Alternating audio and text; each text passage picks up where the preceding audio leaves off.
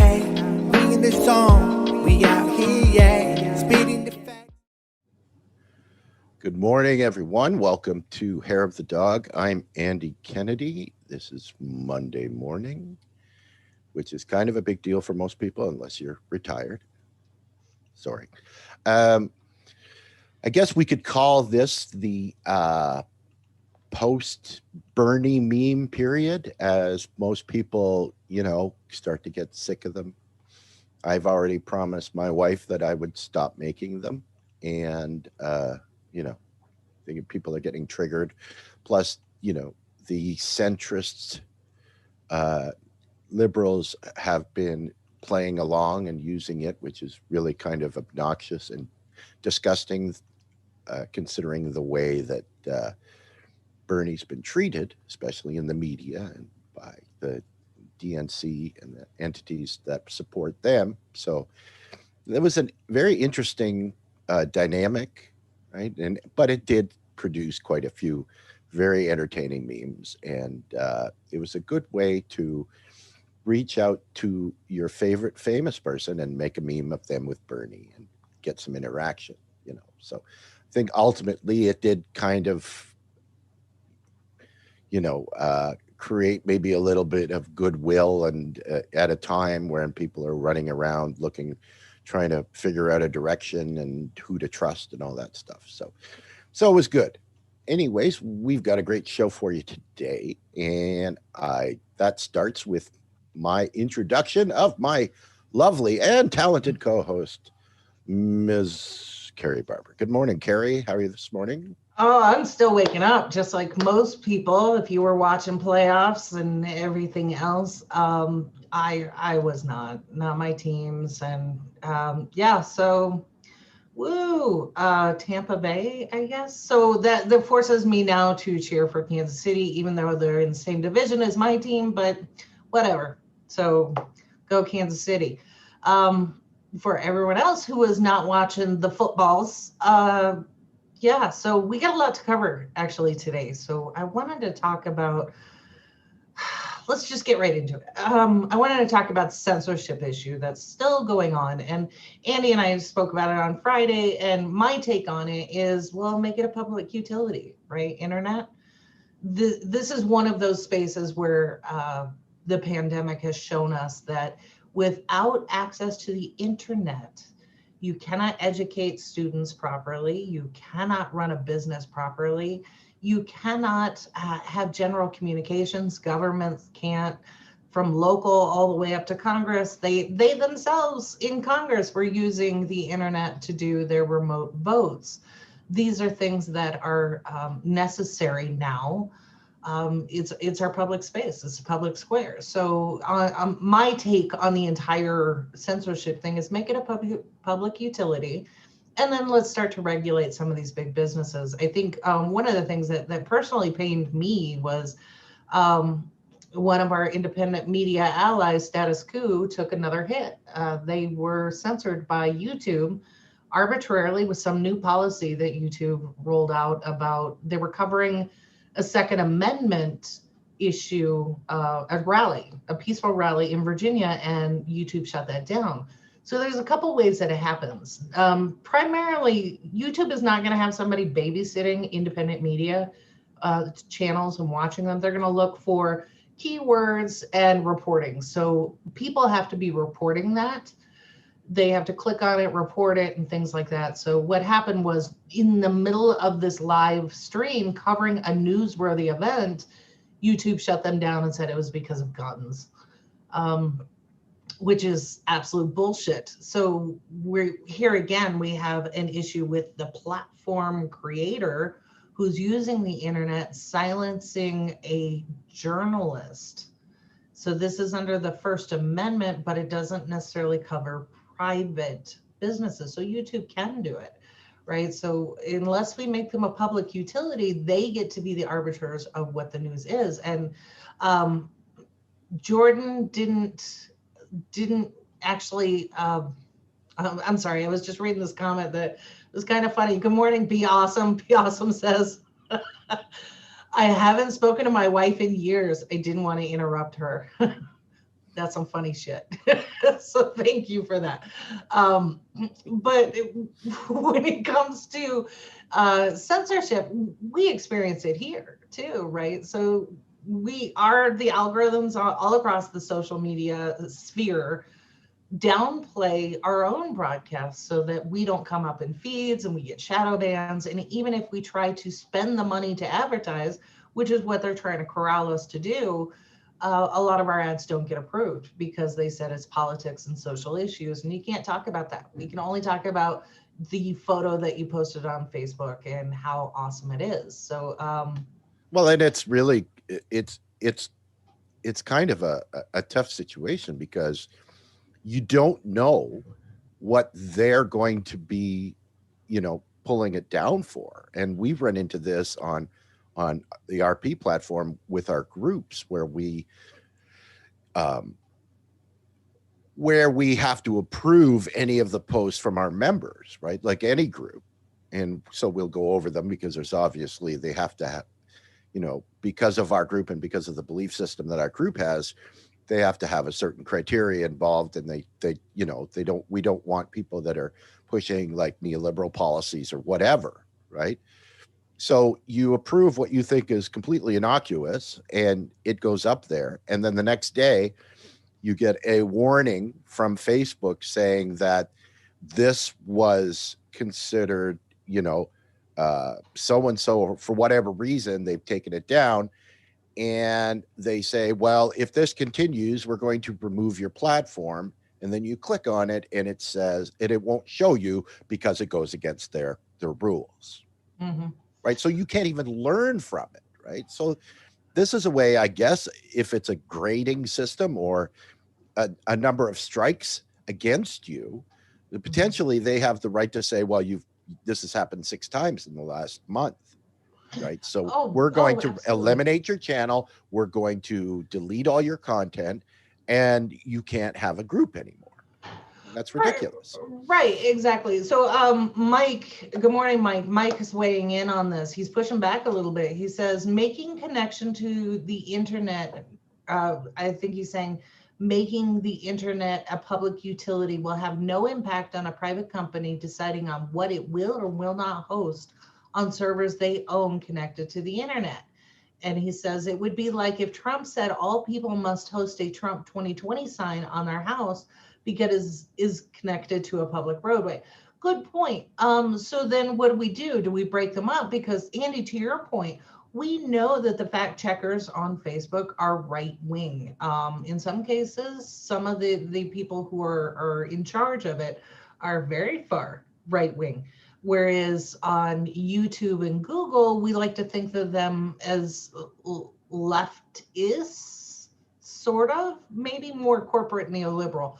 So what's the right answer? And I think we're still struggling through this.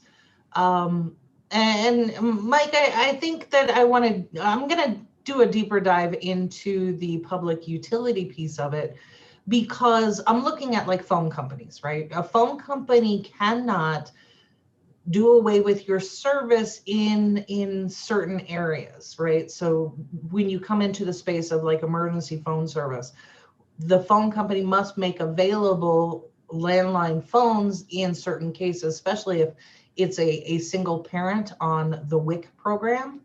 They have to have that landline because we recognize that is in case of an emergency.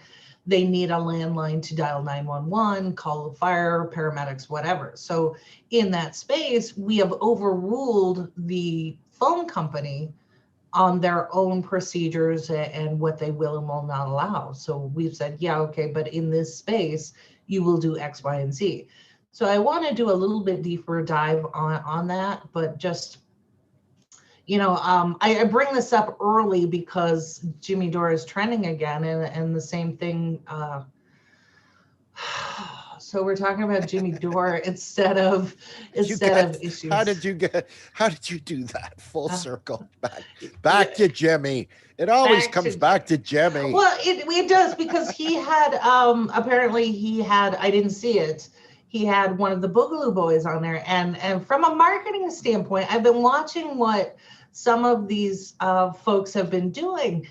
what they're doing is trying to rebrand themselves and say, oh no, we're not about X, Y, and Z. Your name, the Boogaloo Boys, it actually comes from wanting a civil war. So as I gather from what I've seen across social media and what these big Boogaloo folks are saying is, we're not racist. We just want to kill people. It's like their whole thing is, we want to have the. We're not racist. We just want to kill everybody. Yeah. So they were saying that. Okay. I'm reading the comments that are coming. You guys are hilarious this morning. Y'all have too much caffeine. But the Boogaloo Boys are trying to say that they want just the ultimate paintball experience with live ammo and people.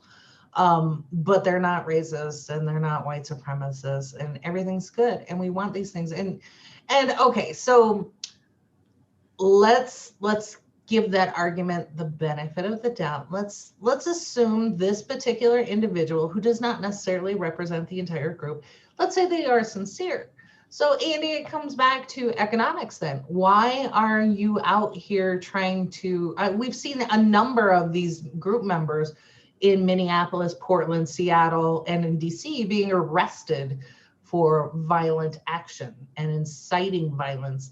So what is driving them if it's not racism and they don't want the purge to be real? Why are you there? Well, I mean, the whole, we only have an hour, Carrie. Okay, so wait, I gotta get to Beverly here. Beverly's on YouTube. She says, geez, let it go with Jimmy. I don't know even how I got a notification to watch this shit. Thank you, Beverly. Thanks for weighing in. You got the notification because there was a keyword for Jimmy. Apparently you're a big fan and we appreciate the critique on our show this morning. But if you stay tuned, you're going to learn something. I promise you, because we're going to get to that. So I'm sorry. Well, let's take this all right back to talking about, what's happening when we first started the show off. This is all to do with censorship, right? And that when people were cheering when Trump's Twitter account got taken down and all of this stuff, right? And we're in a precarious place because people are, angry and they want things to happen, but they only want them to happen in a certain way.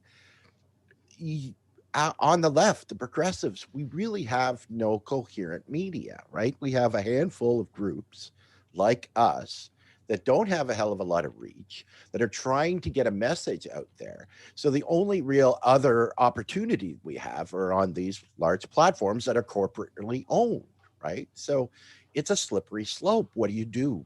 Right? You're under the algorithm gods here when you're doing this. So you have to mind your P's and Q's because you have the possibility of being shut down at any moment, but you also want to get your message out there. But if that message is being monitored, what do? Mm-hmm. Right? So this is the biggest problem, right? That the centrist neoliberal regime controls the media. They control the messaging, and so we're caught between a rock and a hard place, right? And then, of course, whether you like Jimmy or you don't like Jimmy, he's one of the few people in that is considered progressive media that has a large enough audience that he can reach a lot of people, right? Is that a good thing or a bad thing? It's a thing. It's a way for people to at least interact with ideas, right? Right. Whether you agree with those ideas or not, which is why, as a journalist, I don't have a problem with him bringing on somebody who is representing themselves as a Boogaloo boy. That's a story that is relevant and it's current events. So yeah, bring them on. But okay, so Mike and Dave are now weighing in. Mike says he's my example of the telephone company. He says the telephone company does not make your calls publicly broadcast, right? Okay, so a good point. And he said there's some conflagration of terminology going on here, causing some of the confusion. So yeah, let's. I think this needs a deeper discussion because we want to come up with some solutions. Not that we're here to save the world, although some days we do. But we want to have more of a solution other than, because right now the stopping point is First Amendment is not protected in a private company on a private server. That's it. That's where the conversation ends. And then you get into, should it be? And if so, how? Dave, good morning, Dave. He says, and people don't want to do the work. So yeah, there's that. This is a heavy lift. Let's be clear on that, because we're now tackling an issue that we haven't had to tackle before. But then I'm going to go back to, and I think it was Jimmy who actually said this, when he was talking to Jordan, he said they're limiting access to the printing press. So when you take it to the old school terminology of, Benjamin Franklin, what he was railing against was you have to have a free press. And what does that look like in today's society where we have the monopolies? I'm personally leaning towards the antitrust stuff that Sherry Weiss was talking about. Let's go on in there to really vet this out, because we know that a lot of these companies, they've been in Congress testifying, all of them, where they had antitrust activity that prevented the kind of free expression and competition that we would normally see. So I don't know. Yeah, I think that this is a larger discussion I want to get into. So yeah, and yeah. we had some other things we wanted to talk about today. We so do. We dedicate a different show to that discussion, because clearly it would take us at least an hour to get through that. But anyways. Mike, about the printing press and hosting your own server, that I'm definitely pushing back on. But yeah, let's move on to the bigger topic today about COVID and the pandemic relief, because that is something that I've been watching this come out from candidate Biden making campaign promises, and now seeing the results of those promises and the work that his transition team did to roll out the Biden administration pandemic response. And let's get started with what happened in Dallas County in Texas. What they were going to do, and I posted the link to this particular article, but Dallas was going to roll out the vaccines to the first line folks. And let's be clear, the first line folks tend to be low income and minority. These are people of color, Latino, Black, white, frontline workers in these zip codes, depressed economically, that have been ravaged by COVID, right? So you have a number not only of deaths, but of those who have recovered and are facing medical bills and maybe lost jobs and all of these things. So Dallas County was going to roll out the vaccines prioritizing these particular zip codes within the county. And what their plan was if you were within the zip code that had been identified through their CDC rulings and all of the data that came in, you were going to get a priority status. So if you decided to call in and you needed an appointment on Tuesday at 3:00 because that was your work schedule or you were able to get there, you were going to get front of the line access as an appointment holder. And then the rest of the county could also join in as well. So what happened was state officials went, oh, hell no, you're not going to do this. And you need to open this up to everybody. And if people in these poor, disenfranchised communities, they'll get in where they fit in, right? And so they got overruled. So Dallas County had to back off on this plan. So now it's open to everyone. And there are a couple things that are happening here. Number one, when you first blush at this, you're like, what is the state of Texas doing? This sounds like a racial profiling, that they're antithetical to frontline workers, all of these things. And some of that is absolutely true. The other part of it is we need to look at where Texas is now facing the greatest risk, and it's in these rural areas. So in Dallas County, you have a significant portion that is in the rural areas, remote areas. There are no healthcare providers there, so they've got to come in to the urban areas for their care, either from COVID or for anything. And this has been something that I've noticed back when I worked as a consultant for Blue Cross in 2012. Texas was closing down then a lot of their facilities. And this is one of those things that absolutely you can draw a straight line back to the Affordable Care Act, Obamacare. And part of that I've talked about before is on Friday with the PAYGO discussion, a lot of doctors and hospitals could no longer afford to proceed as normal because we cut the reimbursement rates. So they consolidated. And that's where a lot of these smaller clinics in the rural areas in particular started to close. So we could see that from 2012 all the way up to today, present day. And here's the result.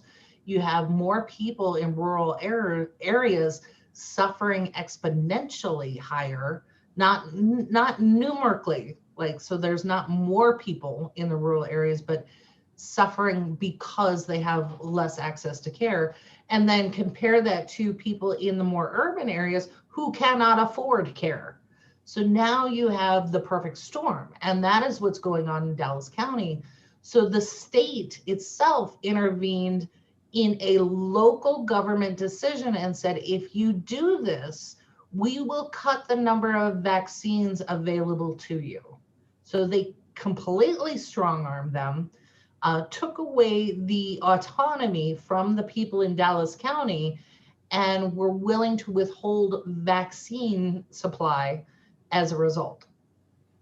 That's some heavy shit. And where have we seen that tactic before? Right, exactly. So this I say in context, and I'm going to prove this as we go through this discussion, but the Biden administration, for better or for worse, can say any damn thing they want. They can say anything they want, and it's good to want things.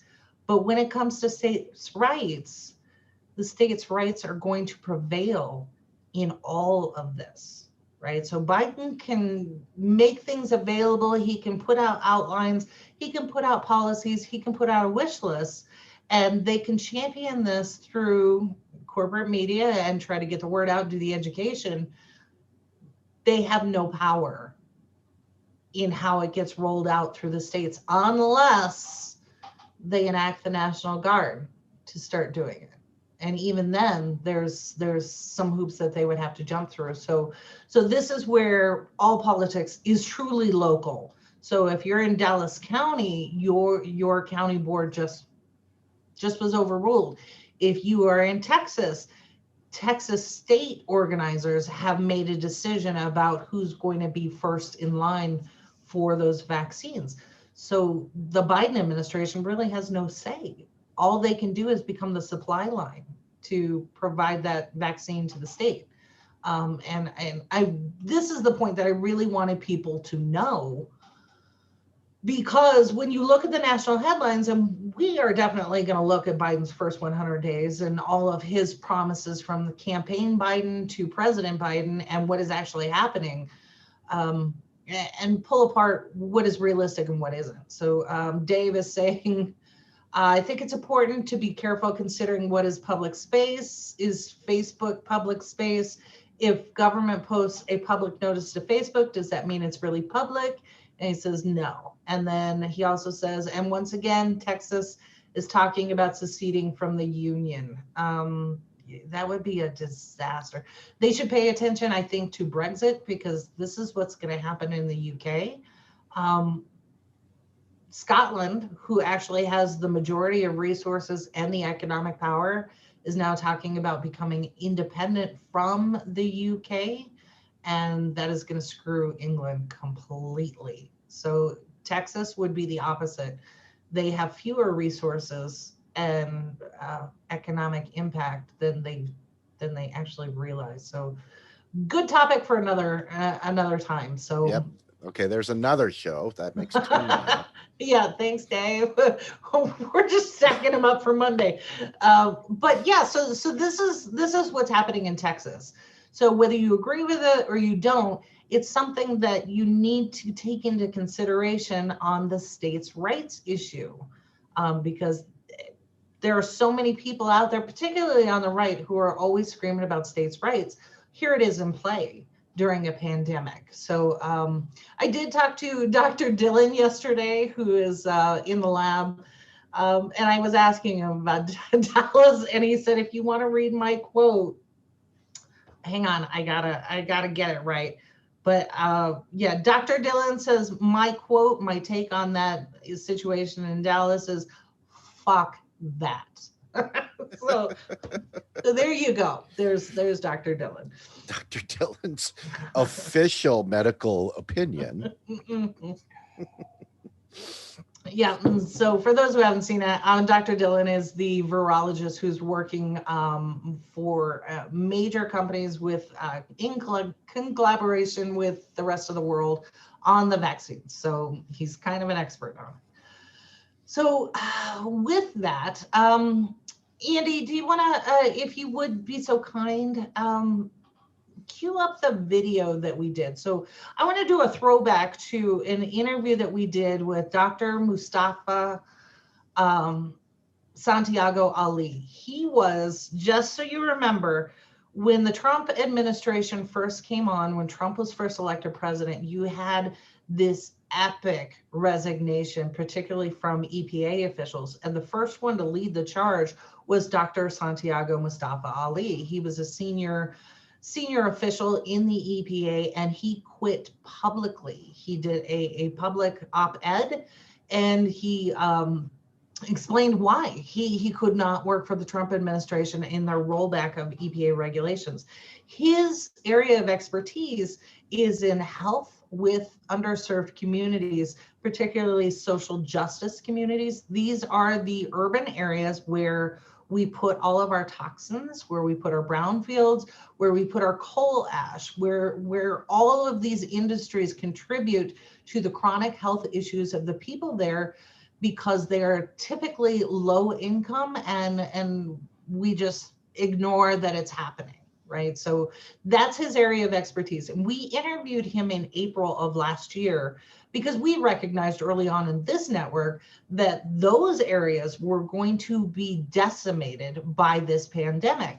And this was one of the areas where we were first on the scene to publicly call this out. So this is Dr. Mufasa, and just take a listen to what he said back in April. So go ahead when you're ready, Andy.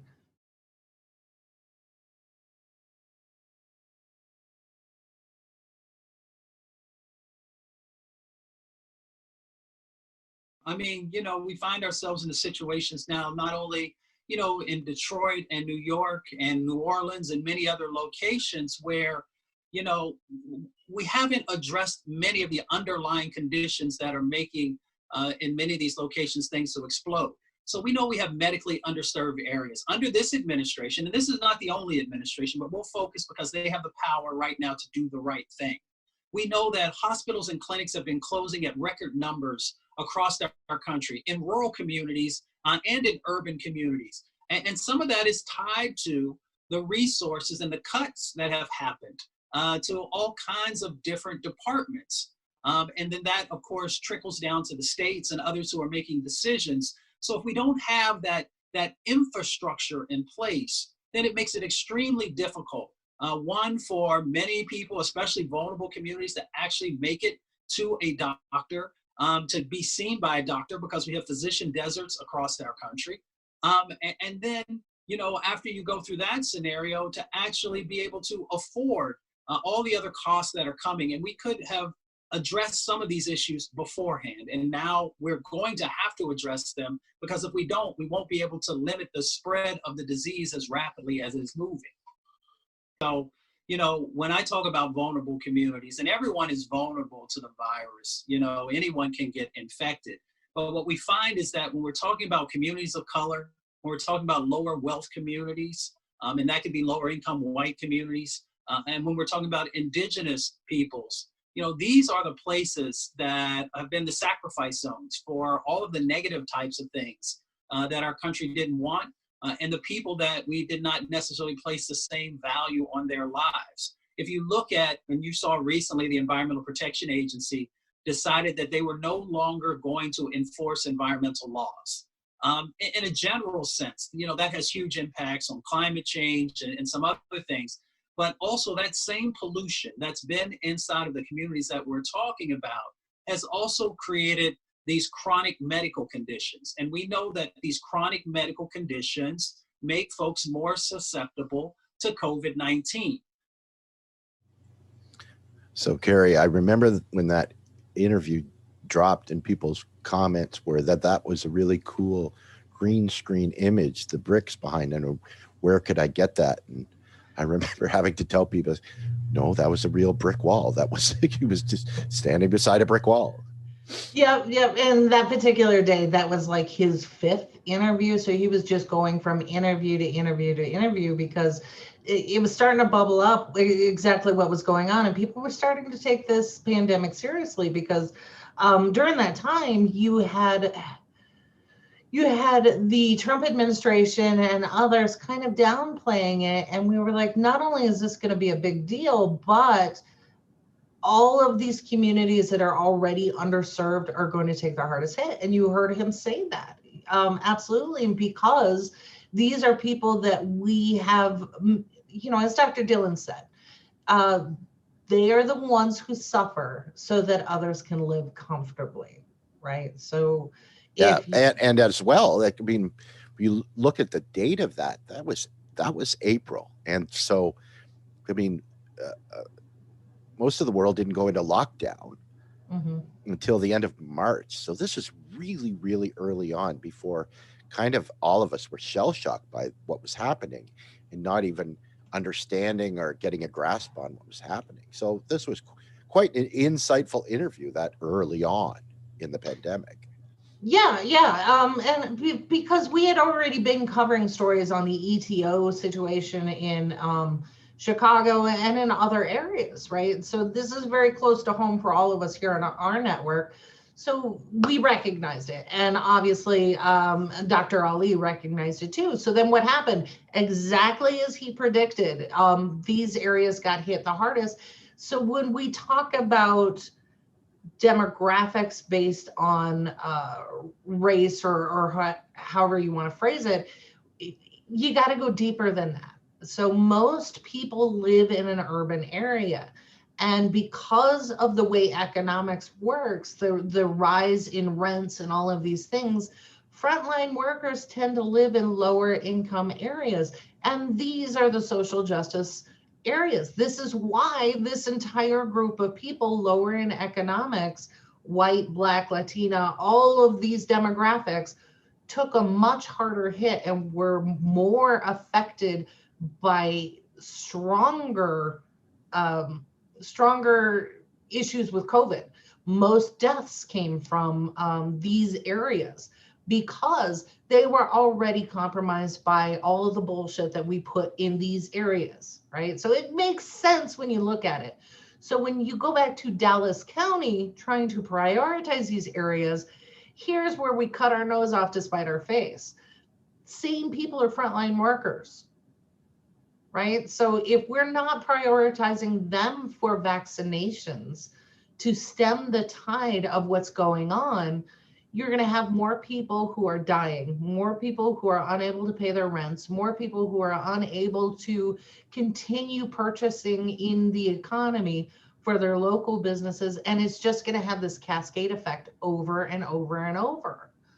Wherein instead, state of Texas said we're going to prioritize and distribute to rural areas. These are, your ranchers or people who live way out in the middle of nowhere. there's economic impact here aside from the moral and social issues. So this is where I want to pivot a little bit to the Biden administration, who came out with their COVID plan to address the pandemic. Now, our expectation was, based on what we saw, Biden wouldn't only have to do just a tiny bit to do a little bit better than Trump and his administration. Well, here's where I don't want you to get your hopes up, and I want you to have realistic expectations about what the federal response can be. Not what it should be, but what it can be.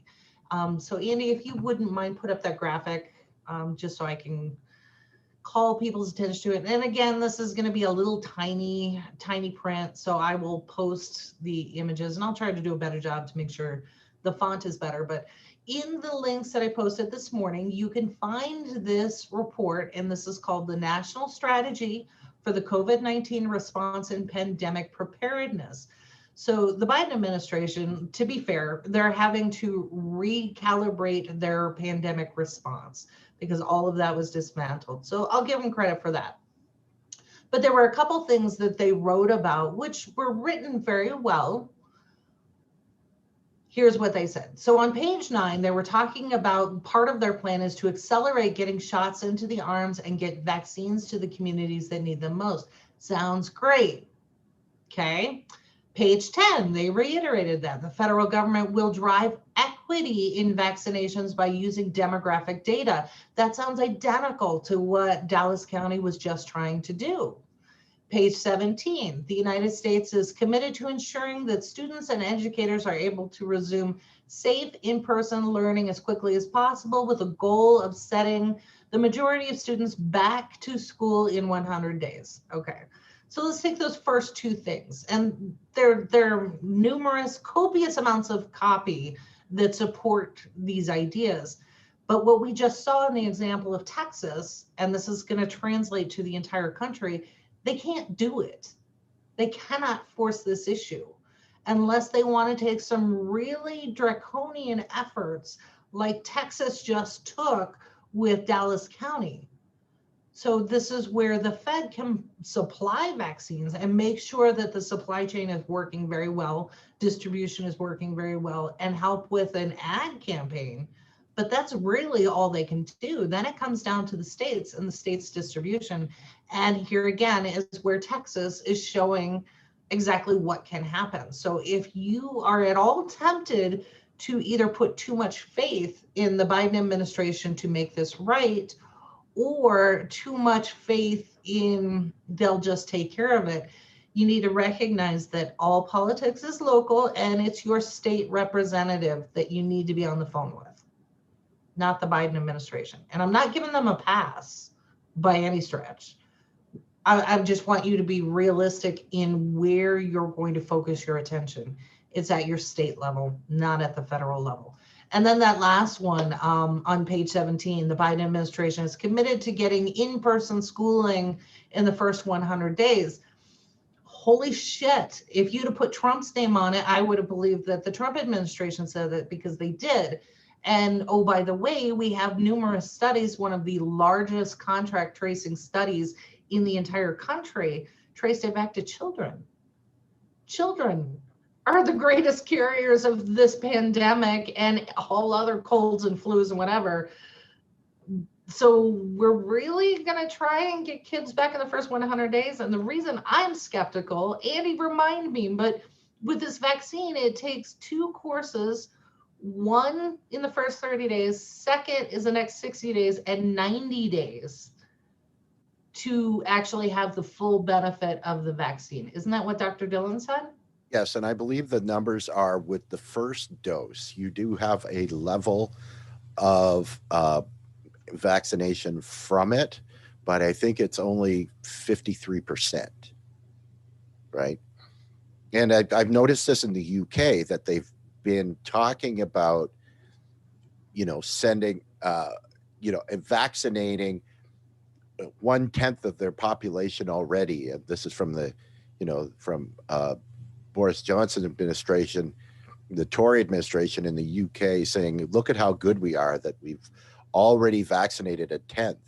Well, the vast majority of those people have had their first, and that's it, right? Right. So they're co-opting that and saying, oh, yeah, everything's fine, back to work, everything's good, let's go. Yeah, and part of this is so that we don't have to continue. Well, in the US, we don't get pandemic relief payments. The rest of the world is. Um, so it's just a situation where there's such a complete and utter disconnect from the science. So yeah, I'm gonna be watching the Biden campaign in particular, because in the back of my head, we still will not talk about Medicare for all.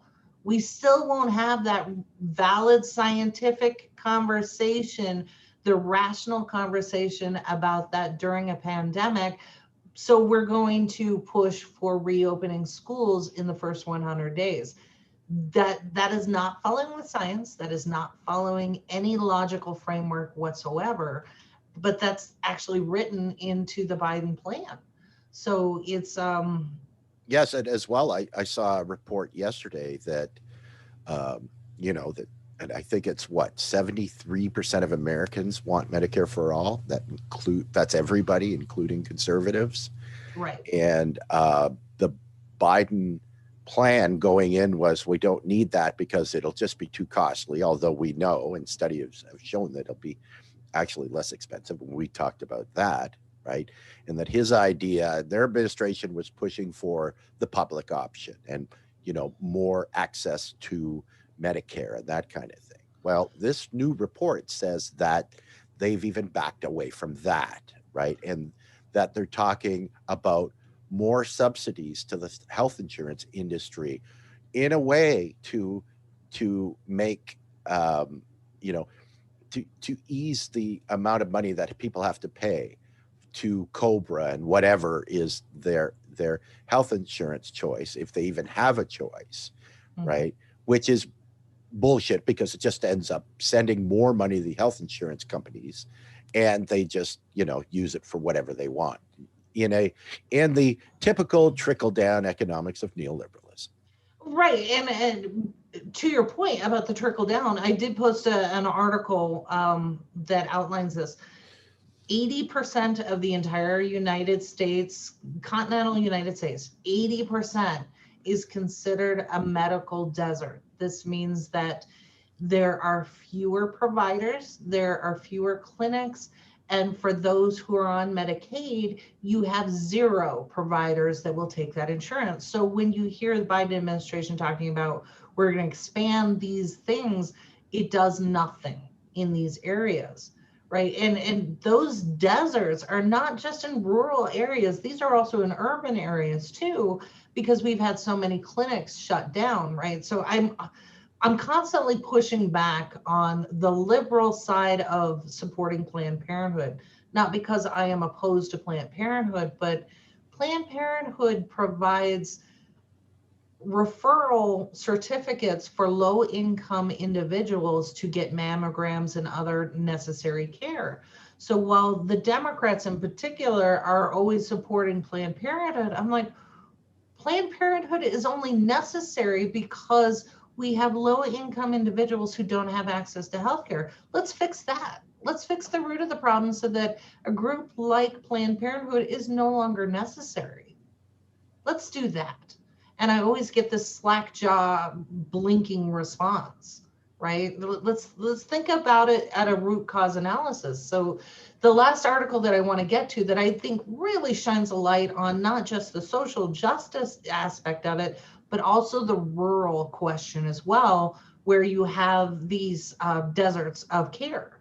And this is an article by Jack Healy. I want to make sure I got his first name right. I've been in my head, he's Mr. Healy, because this is a phenomenal article. And he actually took the time, so thank you, Mr. Healy, to audio record this. So for those of us who are low vision and everything else, I loved that. Please keep doing that. But he wrote this one for the New York Times, profiling tribal elders who are dying from the pandemic at a catastrophic rate, 2 to 1. And he talks about the social implications. So his article starts with Standing Rock.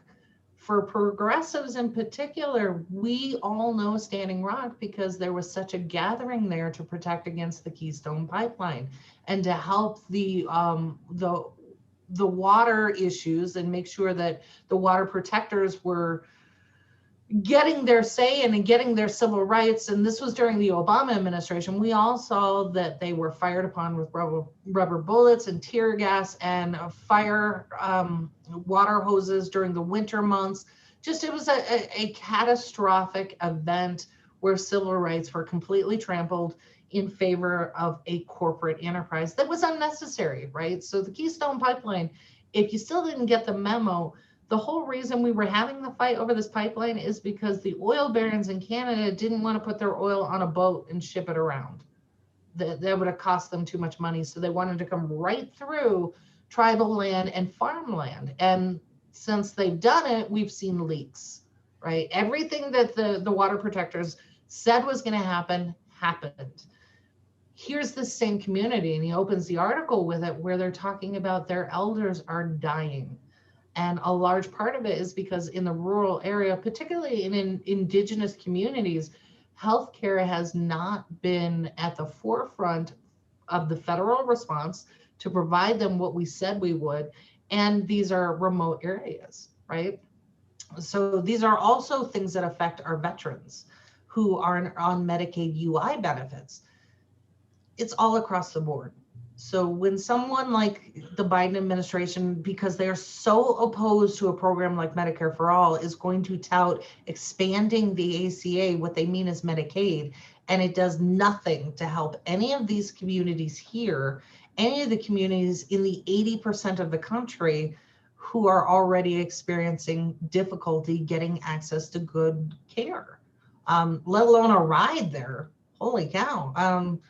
It's hard enough to get somebody to take you an hour, 2 hours, or 3 hours to get to a clinic, but to go back and forth just to get basic necessities taken care of is just unrealistic.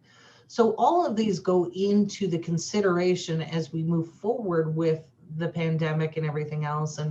And for, I forget her name, who weighed in this morning, who's real busy.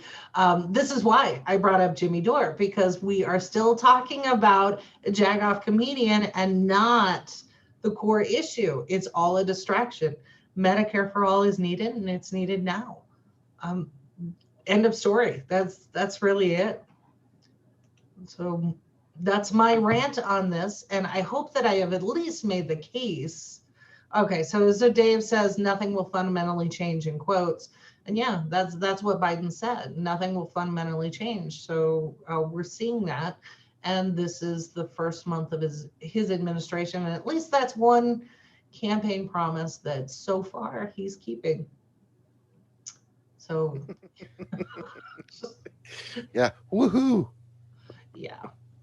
Well, yeah. that we talked about this, on Friday, that all you have to do is see what changes are actually being made, and you can tell that any of the changes clearly don't cost the donor class any money, right? Mm-hmm. And something like ACA and Medicare for All would be a huge hit to a health insurance industry that has, so many lobbyists in Washington and has made so many huge donations to the Democratic Party and Biden, think so.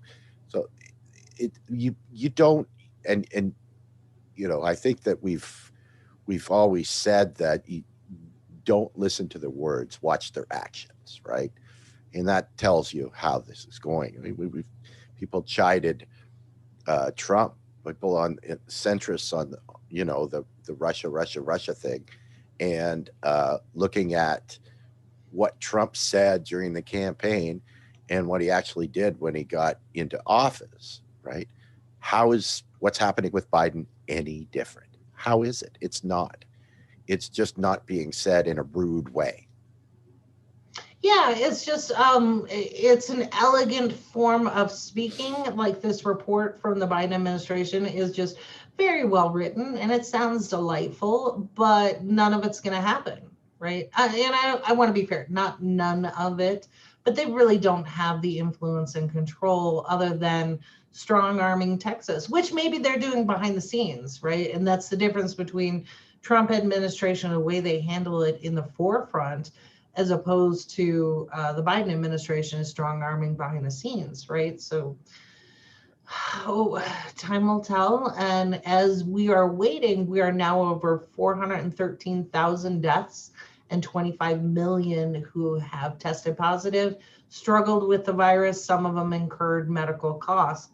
So once again, a conservative estimate in one day in the ICU is about 18,000, I think is what the estimate was. So that's a lot of cake. And on the flip side, Andy, to your point, the Journal of American Medicine did a study on advertising dollars from big pharma and insurance companies to the corporate networks. So this is MSNBC, Fox, all of those networks, and it was $287 billion in ad revenue. So there's George Carlin. Yeah, It's a big club and you ain't in it. that's exactly right. So we'll keep an eye on this particular story. Obviously, it's a subject that's very near and dear to me. Not only is it part of my background in insurance and healthcare and policy, particularly the ACA, but I have family members. I have one that passed away and one that's home now, recovering from COVID. So I'm no different than most everyone else in this country. So we'll keep an eye on it. But that was all I got. But I do want to get to, this is kind of a big week for us here on this network. So for those of you who've been following us, Andy and I have already had our 100th episode. So woo! And we're making strides. We're obviously growing, and a large part of that is due to our Patreon supporters. So we can turn a dime into a dollar, and we make it go so far. And because we have had that growth and that support, we're able to bring on bigger, heavier stories and bigger guests. And by bigger, I mean people who actually have something worth saying. So in addition to that, we actually rolled out a new show last week. So tomorrow is Darnell Williams. He's a comedian, stand-up comedian, who's transitioning a little bit. So be kind. It's completely different doing a stand-up on a stage to doing a live streaming show. So be patient with him, but it's really a great show. It's very positive, uplifting, and it's meant to be over your lunch hour. Your lunch hour pick me up, because we're still going through so much heavy bullshit with everything that's going on. Even though the last administration is moving out, we just had an unsuccessful armed coup, seditionists. By the way, we still have 148 seditionists still sitting in Congress. Why? So all of that's going on. So Darnell Williams has this wonderful show, and he's got some really good guests coming out tomorrow, and I wanted to call attention to that. So if you have a lunch break around 12 noon Eastern and you could drop in, that is live and interactive. All of our programs are live and interactive as much as possible as our guest time will permit. So that is tomorrow at noon, and he's got another comedian coming on, H.L. Boney, and then a gentleman with an interesting story out of New Jersey. He started with a barber shop, and then he expanded into a cigar shop. So he wants to come on and talk about entrepreneurship, particularly in the minority spaces, as we talked about in these social justice communities, how to do that and why that's important. So that is tomorrow at noon Eastern. And then the big one is our primetime show on Tuesday night, 7 p.m. Eastern. And this one is also near and dear to my heart, because it's about this movie that's coming out, Judas and the Black Messiah, the Fred Hampton story. So we have never had a movie about Fred Hampton, and we need to, because if you're familiar with Black Wall Street in what happened with that in Philadelphia, the apartment bombing, you need to know about Fred Hampton. And this particular individual was such a jewel, because he wasn't a Black national separatist. He was part of the original Rainbow Coalition. And Rainbow Coalition means everybody, every background, every racial group, all people who are disenfranchised and economically depressed, who deserve rights and justice in this economy and in our country. So that was Fred Hampton, and he was part of the Black Panthers in Chicago. So this movie is about that particular subject, but then they're taking it forward into, okay, Andy, I don't get starstruck. There was one time years ago where I got to talk to Lily Tomlin, and I stuttered, but I don't get starstruck. You fangirled a little bit? A little bit, because she was always my favorite, always my favorite. But Samara Rice, she is the mother of Tamir Rice. So I moved from Ohio to Chicago.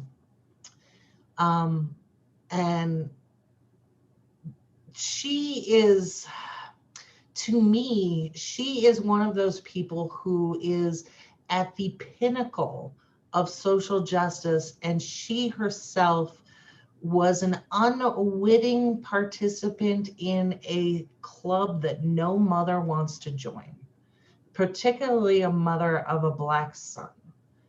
And here she is taking up that mantle and moving forward on behalf of her son. So if you're not familiar with what happened to Tamir Rice in 2014, he was 12 and he was shot by police playing in the park.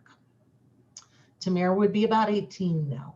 So she is coming on our network, and she's one of those that I am humbled and just so honored by her sacrifice and the message that she is willing to put out. So I anticipate a truly powerful discussion about where we were, where we are, and where we need to go together. Not just, we cannot allow brothers and sisters who are marginalized or by race or gender or all of these things to stand alone. This is where we need to call back to the original message of the Rainbow Coalition and fight for all of us. And as progressives, that is part of our mantra. Fight for someone you don't know, and all of us or none of us. So exactly. And there's, we're working on a video right now that Rome has released an interview. It'll be coming out soon as well. And in that interview, he said that the people with the loudest voices right now are the celebrities, right? They have those platforms. And what he's saying is that we're not listening to the people, the common people in the street. We're not listening to those voices that really need to be heard, right? Because they don't have a platform. And we started this show talking about the lack of a platform for those people. That's why this show is so important to us and to get out there, because it gives that voice to people. And those and the streets have to talk for themselves, right? They can't be co-opted by politicians or celebrities. They pull up in their limousines and then tell people how it is. The streets need to tell the story for themselves. And that's why this is such an important interview. wonderful. Yeah, looking forward to that. And that's coming out on Saturday. So this is a big week. And I think for me in particular, I am so proud of the work that we're doing here, because we are actually becoming a full-fledged network. So we've got a number of shows that are already rolled out, some new ones coming. We're doing it. And so I thank you again to our Patreon supporters and for our viewers. So how the heck did that happen? right? Force of will and just, yeah, this is how it starts. So from humble beginnings, here we are. So that's it for me. Andy, you got anything, some parting shots? No, I just wanted to reiterate the point that I made at the end of the last show about keeping an eye on the the current administration and what they're doing, and how much money it's actually costing the donor class. That's the most important thing to watch. Is the changes that are coming out of the Biden administration, are they superficial, or do they actually change people's lives for the better? Right. Mm-hmm. So don't be distracted by performances. That's the key here. Does it make people's lives better? And currently, they haven't shown that, right? There's still kids locked in cages at the border, in facilities. There haven't been any changes as far as the pandemic. It's really, the other thing is that you need to keep your eye on is you can make changes or not make changes, but the way to appear to make changes but not actually want to is to create a task force, right? Like, watch for that as well, right? Put together a group of people to talk about it, but we're not actually going to do anything. So that's an important thing as well. Other than that, Carrie, I say that we move on from Monday and get ready for Wednesday. And of course, the big day we have tomorrow as well. Absolutely. Let's do it. So thank you everyone for tuning in, and we will see you back here on Wednesday. Have a good week. Take care, everybody. We bout that, ayy. We in the zone, we out here, yeah. Spitting the facts, how it's supposed to be. Head with the dog.